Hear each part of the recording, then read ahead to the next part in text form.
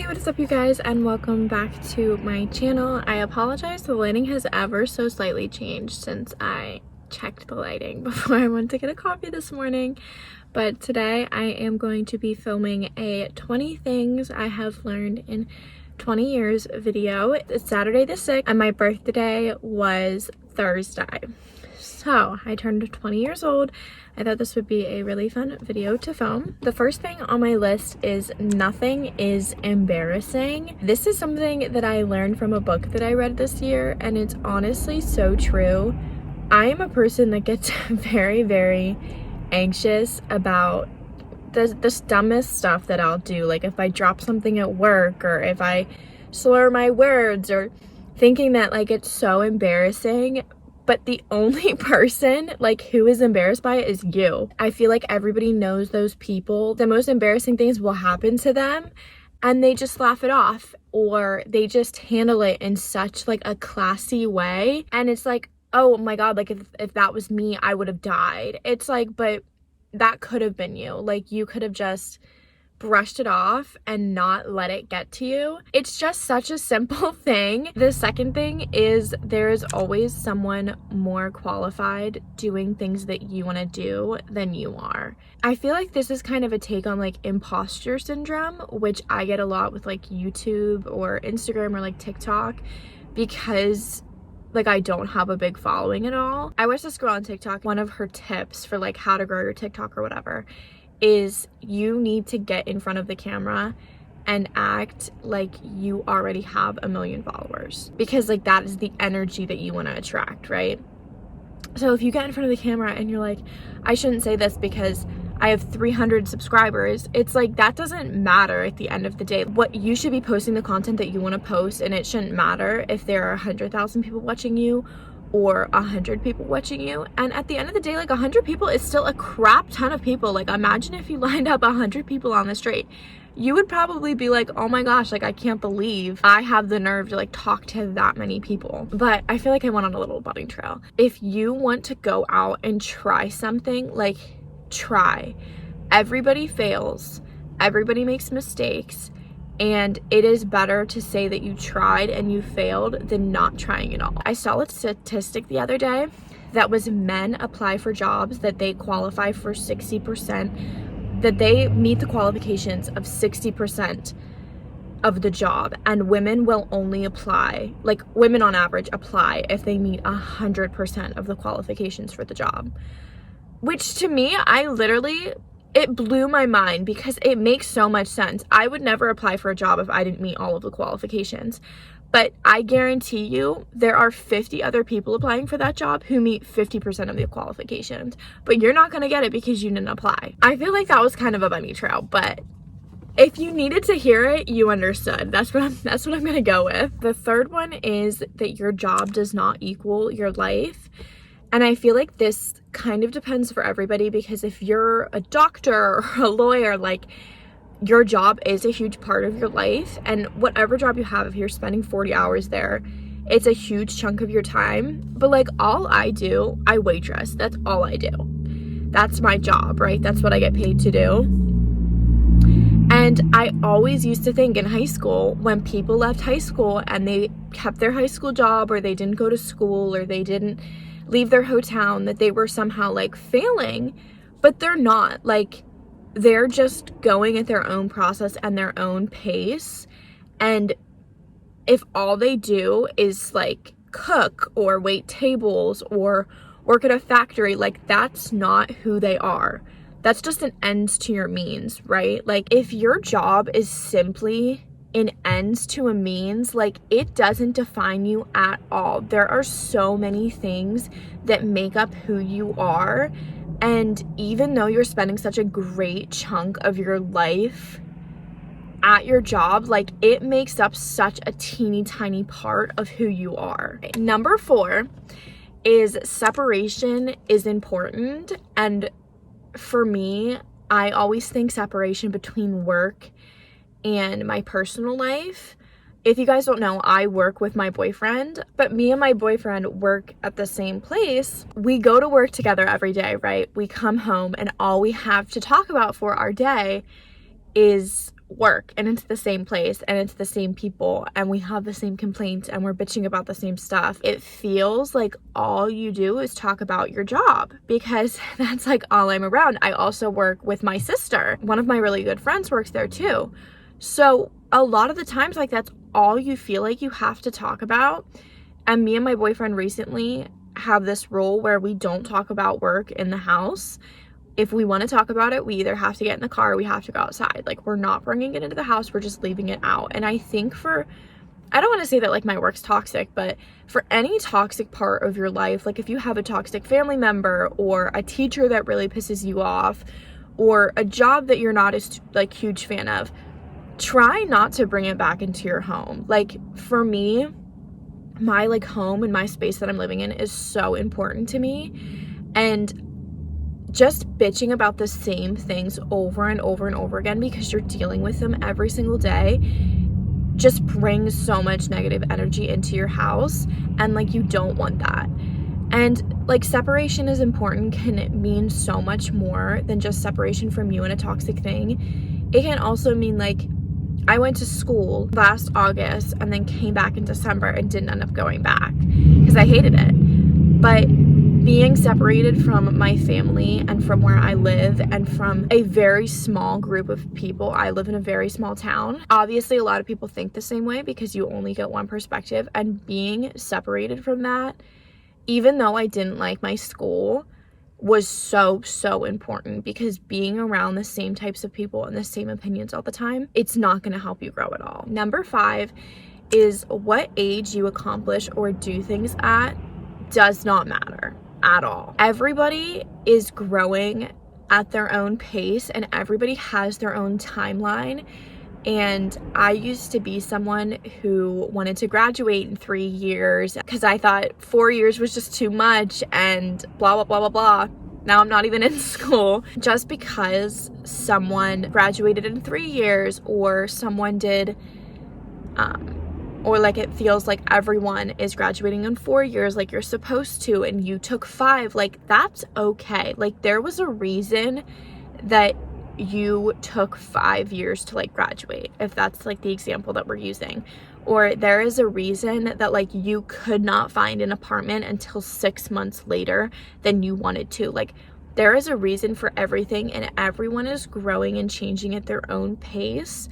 And just because you might not fall into the norm, or you might not be doing the same things at the rates, doing the same amount of things at the rate that your siblings did or your friends did, doesn't mean that you're a failure or that you succeeded more than they did. Like, it just means that you went down your own path. Number 6 is another one of those blanket statements that feels kind of silly at first, but it is all that you can do is your best. This is from the same book as the first one was from, but it really kind of sat with me because I was like, yeah, like obviously. But in the book, like it said, like if your best that day is like getting up at 1 p.m., checking off one thing on your mile-long to-do list, doing more than that like is gonna do more harm for you than good. Trying to exceed what you are capable of, you're gonna burn out, you're gonna get frustrated, you're gonna eventually like turn into a person that you don't want to be. You don't want to be frustrated and burn out all the time. You just don't. And doing anything less than your best is just not showing up for yourself. Number 7 is everything happens for you. And I already kind of touched on this a little bit, but it's basically just like everything bad that happens to you in life, or every setback, is for you. Like, it's not life happening to you, it's life happening for you. This is something that I've been telling myself with, I'm getting an apartment right now, and I was supposed to get it back in July, and it's November and I still don't have it. There was a reason for that. There was a reason for somebody in the situation for like me to not get that apartment until halfway through November. I don't know what it is. I might never know what it is. It's happening for me. And same with like school. I hated school. I spent a crap ton of money on school, but there are certain things that I have now that I wouldn't have if I wouldn't have gone.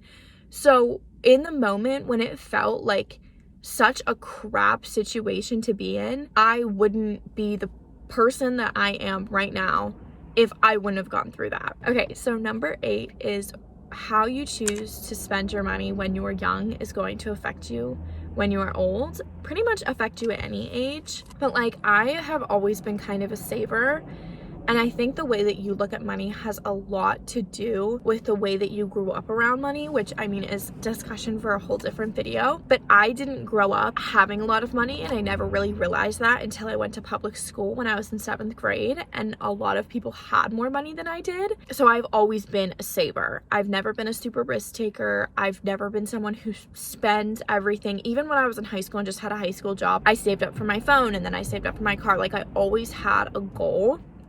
And not that saving is the only responsible route that you can take with your money. Obviously, investing is great. Taking risks with your money is great. Like, I'm not trying to say that. But if you spend, and I understand, like, I understand some people do have to spend, like, paycheck to paycheck. My parents were one of those people. Like, I totally understand. But, like, when you're in high school, and if you're not a person who has to pay for all of your things in high school and you're working a job, saving just a little bit of that can help you so much in the long run. So much in the long run. If I wouldn't have saved the way that I did in high school, going to school and spending that much money on school would have been so much more detrimental to me than it was. Like, at the end of the day, it really didn't hurt me at all, because the money I spent there, I never really had the mindset that I had. And I'll see people who are 5-10 years older than me trying to move on with their lives, trying to grow, trying to find bigger places to live, trying to get nicer cars, and they can't do it because they never thought about money in the long term. I mean, that's different from anything else we've talked about in the video, but if you take anything from this video, I highly encourage you to just do a little bit of research in finances. Talk to someone that you trust, talk to someone that you feel like has a good grip on finances, because at the end of the day, like, our world runs on it, which sucks, but it's important. It's gonna affect you later on in life. And then my next one is kind of to counteract that, and it's money isn't everything. Earlier this year, I would literally cry about my job all the time. Cry about it all the time. And everybody would say to me, all I wanted to do was quit. And everybody would say to me, but like, you're not going to make that money anywhere else. You're not going to be better off anywhere else. And what I kept saying to them is, I am so like distraught by this job that the money doesn't even matter at the end of the day. Like, if you make all this money, but you can't do anything with it because all you're doing is burning yourself out, like, the money doesn't matter at all. Like, at all. And I really do truly believe that, like, the universe will always work out for itself. And I think that that's a really great mindset to have. Number 10 is a really big one for me. And I tell this to so many people. I tell it to all of my little cousins and nephews. And that is that any judgment that other people are making about you has absolutely nothing to do with you. And this is something that I feel like I was told as a kid all the time. When, like, you're in middle school and everybody is just judging everyone. Their judgments are simply a reflection of what they don't like about themselves. When you look at someone and you're like, oh my God, they're so annoying, they're so cringy, blah, blah, blah, blah, blah, you have an insecurity about yourself. You have an insecurity that might be from years ago, that you are annoying everyone and everyone is looking at you and being like, oh my God, secondhand embarrassment, like, blah, blah, blah, blah, blah. Every insecurity that you have will reflect into judgment for other people. If you're judging other people's looks, it's because, like, you're insecure about your looks. So anything that people say about you, about your personality or about your body or about your looks, it's not like a reflection of you, it's a reflection of them. And that's why, like, positivity really is contagious, because when people are telling you, like, when people are in good moods and they feel good about themselves and they see someone who's pretty, they're gonna have the confidence to be like, oh my God, you're so pretty. It keeps going. You can turn this around into being like such a positive thing, because when you feel confident and you feel good, all it is going to do is, like, spread out into everybody else. The judgments that you have about yourself, when they're positive, all you're going to have is positive judgments about other people. Okay, number 11 is kind of a silly one, but time goes so much faster when you're not in high school. But this year, I swear, has flown by. And when you are in school, I don't know if it is the schedule or if it's the school or what it is, but I swear it feels like you are in school. Like, it feels like a year. Like, that 9 months of school is so long. Number 12 is not everything is worth getting upset over, and pretty much nothing is worth getting upset over. I'll give you a little bit example of this. This morning I was gonna get up really early. I had a huge to-do list of everything that I wanted to get done, and I probably could have gotten it all done, but I couldn't do any of it because my license is expired and I needed a valid form of ID for everything I wanted to do. And it really annoyed me. I was like, great. I was like, one day I'm not going to procrastinate. I'm going to get all this stuff done. Like, I can't do it because my license expired, blah, blah, blah.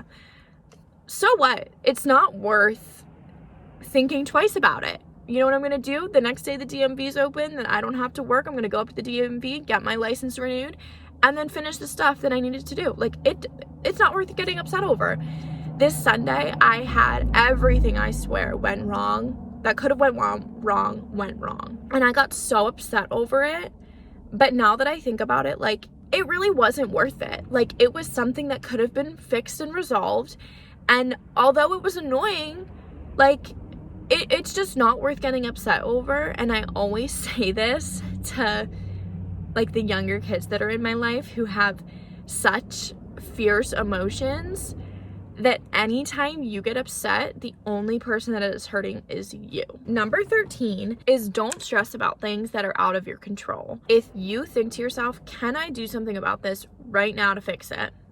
And the answer is no, then there's no point to stress about it. For me, I stress so much lately, which I never used to, about the economy, about how I think the economy's like gonna crash and people are saying that capitalism's falling and da da da da da. And I'm so stressed at like what that means because it's such an unknown. But I physically can't do anything about that. So like that's not worth me stressing over at all. Like it's just doing me harm. Number 14 is another little silly one.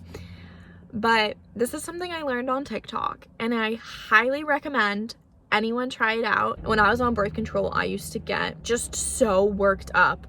Like every emotion I could have been feeling, I was feeling. And I saw on TikTok that when that happens, like to put a cold compress on your chest because I guess there's like some nerve or something there that like needs to calm down. And I don't care if it's placebo, it worked. Like it works. So I don't care if it's placebo. I don't care if somebody tells me in the comments that it doesn't work. It worked for me. So I'm going to keep riding with it. Number 15 is something that I think is hard to It's easy to understand when you're young, but it's kind of hard to put into action, and that's don't put up with other people's crap and disrespect. You're a human being, you deserve respect from anybody, from peers, from people younger than you, from people older than you, like whoever it is. Everyone deserves just human decency, so don't put up with other people's crap. If people are mistreating you, don't put up with it. Either get them out of your life or set a boundary. Okay, number 16 is it's easy to grow apart. And I feel like this is one that like everybody always says when they're getting a little bit older. It must be one of those like things you learn in your 20s. I don't know. I think that it's something like really important in this age of life when you're going through a lot of different changes, and every moment is like a pivotal moment for you. And I think it is kind of hard to learn because when you picture people being in your life long term and then they're not, it is really hard. And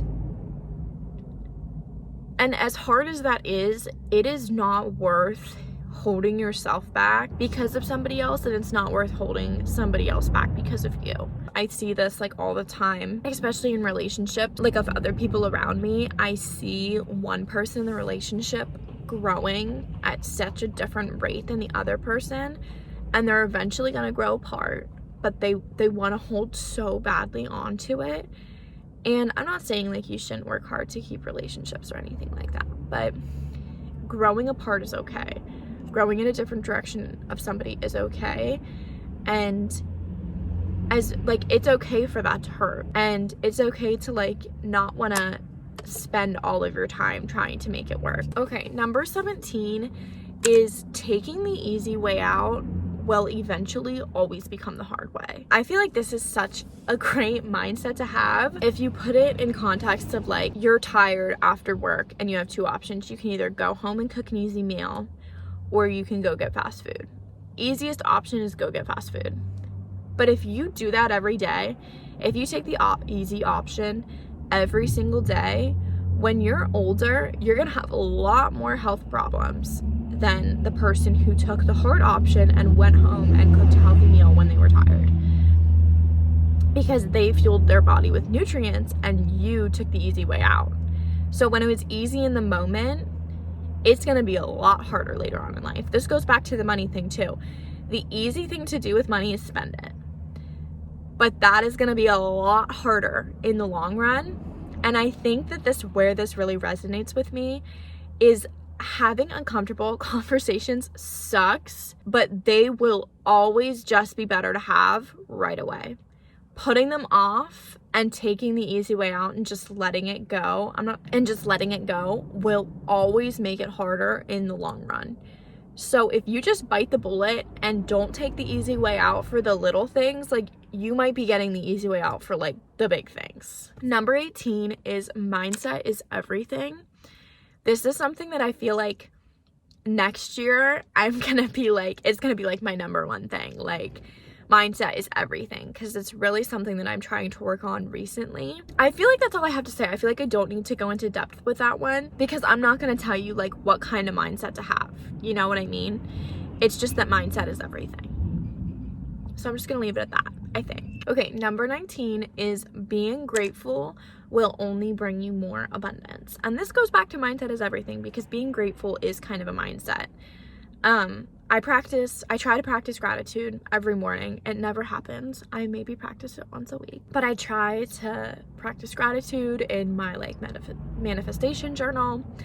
And I do really notice when I am grateful for things and when I am positive for things, everything just keeps coming at you. All of that abundance just keeps coming at you. Like, being grateful is such a pleasant emotion. Like, thinking about all of the amazing things that you have in your life. If you're sitting here like watching this video and you're like, well, that's easy when you have a lot of amazing things, I promise you, if you just wake up in the morning and you're like, oh my God, like, I am so thankful that I saw such a pretty pumpkin yesterday, like such a pretty porch decorated with pumpkins yesterday, you are gonna find so many things to be grateful for. Like, you really will, because I was one of those people who was like, I don't have that much to be grateful for. And I promise you, you do. I am grateful for the fact that this lighting isn't that horrible, right?